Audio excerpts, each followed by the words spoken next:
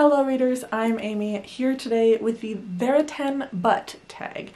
So you've probably seen these on TikTok or seen them as memes, but it's like, there are 10, but they snore.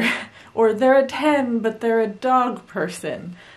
Just these funny, like, they're awesome, but they're just not quite perfect kind of things. I think I initially saw this from Victoria, from what Victoria read, and then Mel from a book fiend named Mel also did this tag and reminded me that it existed, so I'm finally sitting down to do it. There are only 6 questions, so I made a nice stack of books. A lot of these questions I'm going to have more than one book as an answer because I want to drag it out a little bit because I have books that I want to talk about.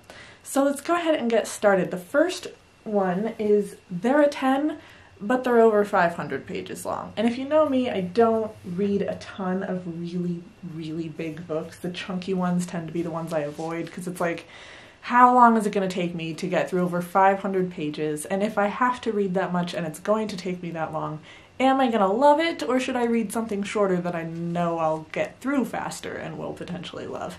It's a constant battle, but I do have 2 books here. There's Mistborn, which it's been a couple of years since I've read this series. I should do a reread. I've actually been really good about rereads this year. Every single month so far this year, I have reread at least one book. So I'm pretty proud of myself for that, because I feel like on BookTube or Bookstagram, you're trying to put out content of the latest books you've been reading, like the latest and greatest, the newest releases. So our rereads as a community, I think, tend to fall behind a little bit. But this is a fantasy book. I'm also not a huge fantasy person, but I really loved this. This magic system is about like pulling and pushing with metals and ingesting metals. And it starts off from the very beginning with the villain won, now what? So if you have not tried Brandon Sanderson, I think Mistborn is an awesome way to get started. And I ended up searching for these specific copies. I have all 3 of them. I love this artwork so much. Perfect. Next one, I have raved about this book just a couple of videos ago, so I don't need to recap, but Children of Time, it's over 500 pages. I absolutely love it. I vote for the spiders in this. I am totally on the spiders side. I love it. Video linked up above, because I don't need to go into all of that again. I almost kind of feel like I'm cheating, because it's like, they're over 500 pages. They're under 600 pages, though.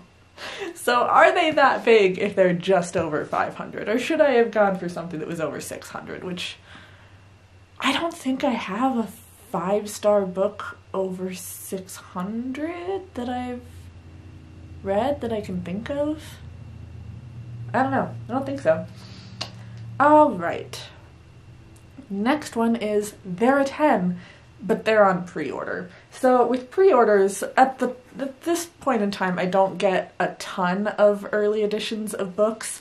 So, like, when you're pre-ordering a book, you're really hoping that it's going to be 5 stars, or that it'll be, you know, good for your social media presence. But I have a couple books that I've pre-ordered, some that I've already gotten, one that I'm hoping will be 5 stars, but I don't know that it'll be 5 stars. But the one on this list that I have pre-ordered that I know has to be 5 stars or my heart will just fucking break is Yellowface by R.F. Kuang. I am so looking forward to this. I've already reached out to Hillary from Milton Books. She's one of my best friends here on YouTube. She has also pre-ordered it, so we are going to buddy read it together. And I have a friend who has a Luma crate, and she went ahead and ordered the special edition of Yellowface for me. So I better love it since I'm getting 2 copies of it. Copy 1 is so I can read it, and copy 2 is because it doesn't come out until like a month after its release, so I can't wait that long. I need to know what happens. Basically, R.F. Kuang is an Asian author, and she usually writes fantasy. She did the Poppy War series, she did Babel, which Hillary and I also buddy read together and loved, And in this book, this is her first contemporary, and it's exploring an Asian author whose work was stolen by a white author.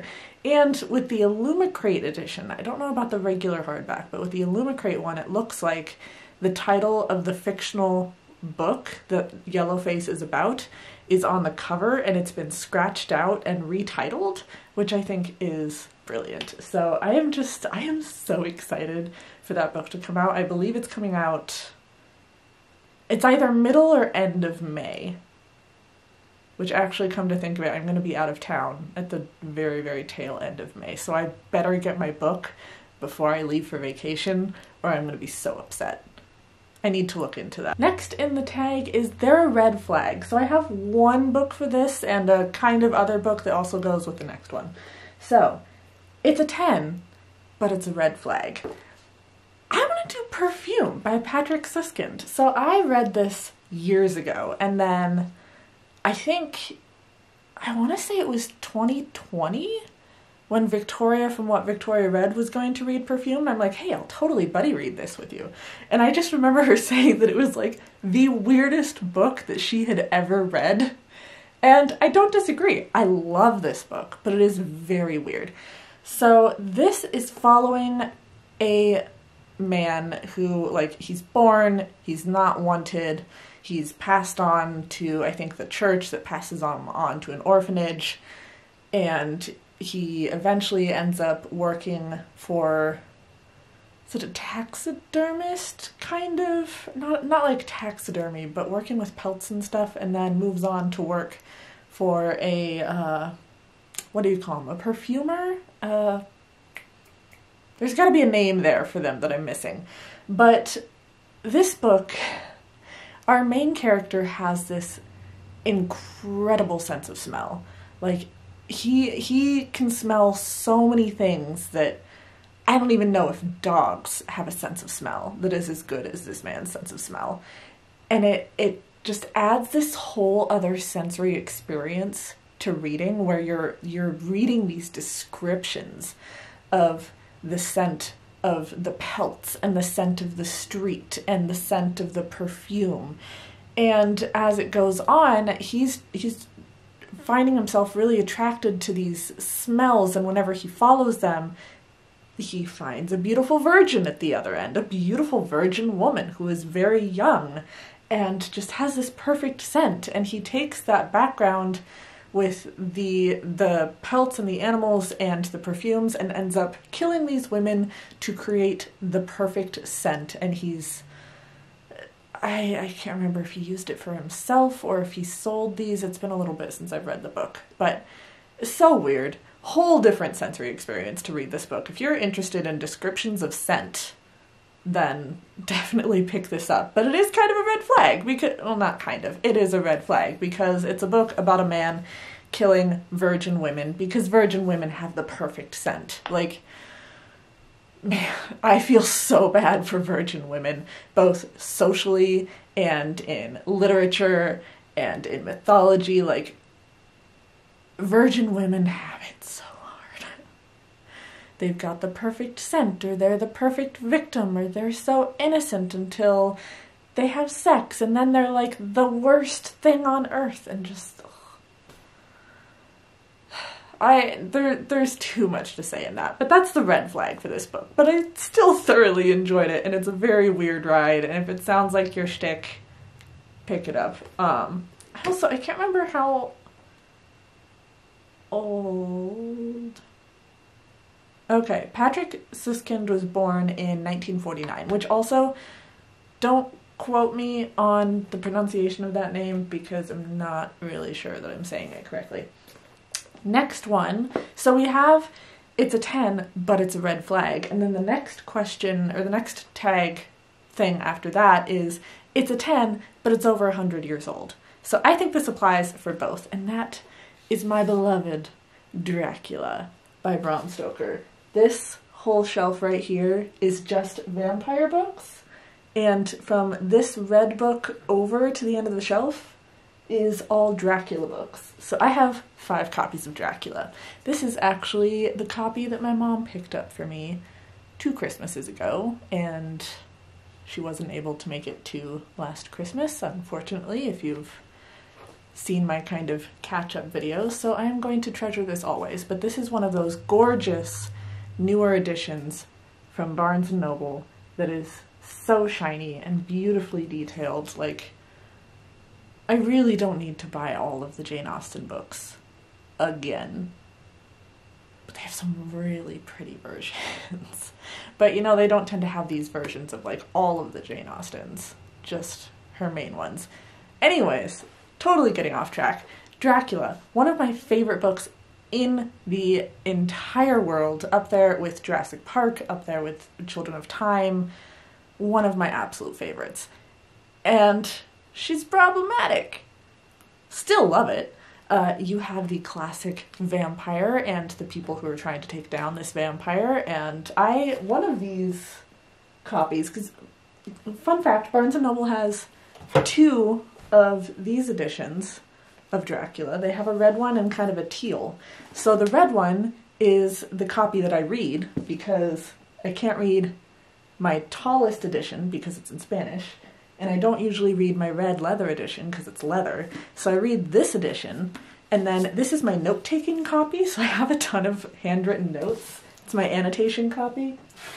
In reading Dracula, you have, like, the 3 brides of Dracula, and you have Mina Harker, who, like, is really smart and super helpful, but also very fragile, very tender. We have to treat her with kid gloves. And you have Lucy, who has an unfortunate lifespan in Dracula. Like, the women of Dracula, you really kind of gotta feel bad for.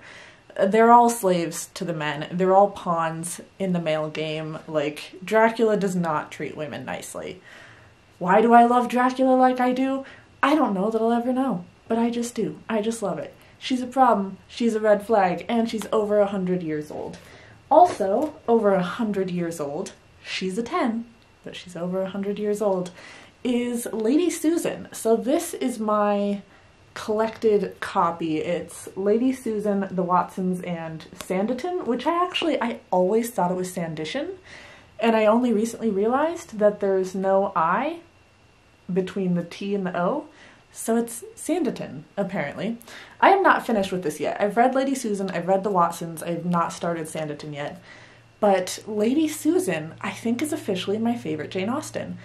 Emma was my favorite Jane Austen, as well as Pride and Prejudice. Mansfield Park is okay, Northanger Abbey not so much, I still need to finish the others. But I really loved Lady Susan. Apparently Lady Susan was her first book that she ever wrote. She never published it in her lifetime. It was written when she was a teen, and I think you can kind of sense that in the storytelling, because her full novels, while funny and talking about society, they also tend to have kind of a subtlety of character to them in a way. Like, you take some time to get to know the character, you take some time to dislike them. But Lady Susan is a novella, so it's pretty short and sweet. It's also an epistolary novella, so it's written in letters. And the main character, Lady Susan, she's just a terrible person. You get that sense right off, like, she's this flirt, which is a horrible thing to be at this particular day and age. And then she's, like, taken men away from other women, and she's trying to force her daughter to marry this one guy that she doesn't want to marry, and she's lying to people and giving the wrong impression. Like, she goes all out on the characters in Lady Susan, and I loved it. It was short, it was sweet, it was fun, it was dramatic. I love it. If you haven't gotten into Jane Austen yet, I think Lady Susan would be an excellent place to start. Since Jane Austen, I find, does take a little bit of time to warm up to with her writing style and does tend to have longer stories, I think Lady Susan is an awesome place to start. One of my favorites. This one was tricky for me because I was thinking about it, and of all of the books that I was forced to read in school, actually not true, I just thought of a second one, hold on. I was gonna say, of all of the books that I've had to read in school, I've only ever liked one. But that's not true. I just thought of a second one, as you saw. So the first one, she's a 10, but I read her in school. Anne Frank, Diary of a Young Girl. I love this book. I will always love this book. again, epistolary. It's like nonfiction epistolary, sort of. I don't know if there's another term for that. I haven't learned it yet. But it's her diary, being trapped in the house, like, with her family. We all know what happens to her at the end. And just seeing her grow up in this tumultuous time and then go into hiding, and she's coming of age and really coming into herself. Fascinating, lovely read, great writer. Would have loved to see what else she would have come up with in her lifetime. Of course, we're never really going to know that. I didn't realize until close to graduating in my first round of college that there were different versions of Anne Frank's diary. Like, there's the regular school version, and then there's the version that includes the entries where she's, like, talking about her period and stuff. And it's like, really? We're in high school. You cut that out? We kind of need to know that stuff. Most of us already know that stuff. Like, it was ridiculous. But Anne Frank is always a classic. I love it. I love that they taught it in school. And then the other one that I didn't even think of until now, it's very short, but Of Mice and Men. I have only read 2 John Steinbecks so far, but I think I'm getting a bit of a sweet spot for him because I love Of Mice and Men, and I also really loved East of Eden. I do want to reread that at some point in the next year or two if I can find the time. Very sad story following these 2 best friends as they find some work and unfortunate things happen. So I actually read this in school. I don't remember when I read it in school. I feel like it would have been junior year of high school maybe that I read this, but great book, excellent way to get into John Steinbeck since it's small. I feel like he's kind of a more modern Charles Dickens in a way because they both, I think, tend to have really depressing stories, but something about John Steinbeck's stories just really speak to me. I don't know if it's his writing or what, but I think I've found a classic author to really get into. And the last one is There Are 10, but They Leave You with Emotional Damage. And I came up with 4 books for this. So I have 2 nonfiction and 2 fiction books. First, nonfiction, I'm going to talk about, I think a lot of people have read at this point. It's pretty well known. You have Know My Name by Chanel Miller. This was the woman who was raped on the Stanford campus, I think it was, a couple of years ago. And just absolutely heartbreaking. I do love her writing. I would love to see her write more stuff. I haven't read a lot like it before, where it's just this very, I almost want to say lyrical prose, but not in a purple prose way where it's like a little above you or literary when reading it. Like, she's very lyrical, but also very easy to understand. I don't know. Something about her writing was just gorgeous. Absolutely heartbreaking because we're talking about a very traumatic event, and it's an event that she doesn't even remember happening. She had to learn about this moment in her life from the people around her, and the damage that dealt was horrendous. It includes a letter at the end. I can't remember if it was a letter to the judge or something. That I wasn't able to read. Like, I got through the whole book, and then it gets to the letter at the end, and I'm like, okay, I'm tapping out. I'm emotionally done with this book. I love it. I don't know when or if I'll ever read it again. Like, I want to, but also I don't want to. But beautiful book. Highly recommend. And then there's also In Order to Live by Yeonmi Park, I think is close to how you say it. She is North Korean and was trying to escape. She ends up going through China, and then at this point, I think right now she's living in South Korea. But it's about her escape, how she ended up being put into the sex work industry on that like border of North Korea and China, how she got out of it, just the dangers of growing up in North Korea and trying to leave North Korea. Again, really well written and really well translated, which that's a tricky thing with translated fiction and nonfiction, is sometimes it just doesn't read quite right, and you're like, I don't know if it's the author, I don't know if it's the person who translated it, but whoever translated this book did a really excellent job. Highly recommend. I went through a period of time after reading this book where I was really seeking out North Korean escape stories. I think I ended up reading like 2 other books, and this was still my favorite of all of them. So if you're into nonfiction and you want to get your heart kind of broken, those are the 2 that I would recommend.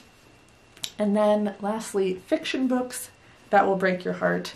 We have Room by Emma Donoghue. Most people have heard about this book. It was turned into a movie that was decent. Not as good as the book, but like, it was decent.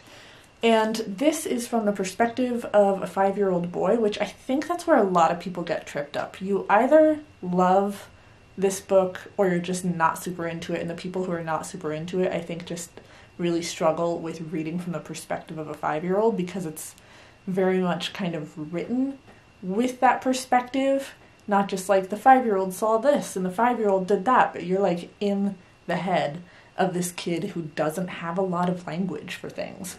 So big trigger warnings on this book, because this girl is kidnapped. She is kept in a shed in the backyard. She ends up getting pregnant from her kidnapper and having a child, and he is 5 years old in this book, and all he knows is the room. He has no concept of Earth as a planet and a society and a culture, because all he knows is this room and his mom. That is his entire world. And you're also getting this kind of conflicting psychology. You have this kid who knows nothing but the room, and you have this woman who is trapped in this room, who has lived a bigger life, who's trying to get out. And towards the end, you also really see the fallout of that experience and the things that she went through in the fallout of that trauma and in dealing with that. So heartbreaking, love it, reread it every couple of years. And lastly, again, one of my favorite books, up there with Children of Time and Jurassic Park and Dracula, like, love it. Heartbreaking. The Heart's Invisible Furies by John Boyne. This follows an Irishman who is adopted. He grows up. He is gay, going through the AIDS crisis. He falls in love. He gets his heart broken. It's one of those, it's almost like a generational story, but it's really just like the one man's life, but he goes through so many really big events in this period of time, and I love it. I don't know what else to say about it. I do have a video on it. It's quite old, but I am also adopted, so I got to kind of bring that perspective into my reading of this book. And yeah, that is going to be it for this tag. These books are just scattered across my library couch right now. Yes, they're a 10, but there are some stipulations that go with that. So please like, subscribe, be my friend on social media. Let me know your It's a 10 but books in the comments below, and I will catch all of you in my next video. Bye, friends.